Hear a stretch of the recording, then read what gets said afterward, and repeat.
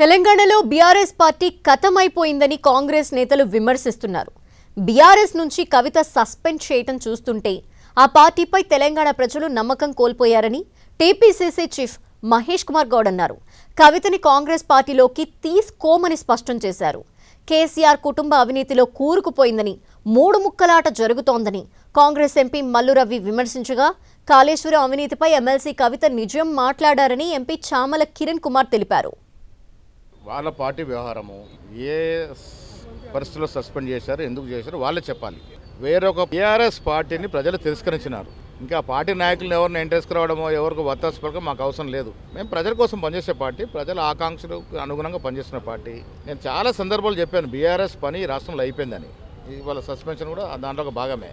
ఇక ప్రజలు BRS party పట్టించుకున్నప్పుడు మాకేం అవసరం ఉంది, వాటి గురించి పట్టించుకోవాల్సిన అవసరం. సార్, ఫైనల్గా ఒక మాట చెప్పండి. ఇప్పుడు బీఆర్ఎస్ కవితను సస్పెండ్ చేసింది, కాంగ్రెస్లోకి ఏమైనా ఆహ్వానిస్తారా? ఒకవేళ ఆమెనే వస్తుంటే మీరు ఏమైనా తీసుకుంటారా? అంటే అవసరం ఇప్పుడు లేదు. ప్రజల్లో పలచనైపోతామనే భయంతోనే ఆమెను సస్పెండ్ చేశారు. అయినా కవితని బీఆర్ఎస్ పార్టీలో ఉంచాలా, సస్పెండ్ చేయాలనేది బీఆర్ఎస్ పార్టీ అంతర్గత విషయం. బీఆర్ఎస్ పార్టీ ప్రజల్లో నుంచి అంతర్ధానం అయి కావడానికి ఇది beginning. This is the beginning of the end of the BRS party. ఎందుకంటే వాళ్ళు ఎన్ని చేసినా కానీ ప్రజలు నమ్మరు. మీకు తెలుసు హరీష్ రావు గురించి కవిత మాట్లాడింది. కవిత గారు ఏదైతే నిన్న మాట్లాడిందో ఈరోజు ఆమెను పార్టీలకు వెళ్ళి ఎక్స్పెల్ చేయడం జరిగింది. ఈ రాష్ట్రంలో 10 సంవత్సరాలు అధికారంలో ఉన్నటువంటి బీఆర్ఎస్ పార్టీ ఆమె క్రియాశీలక మెంబరు.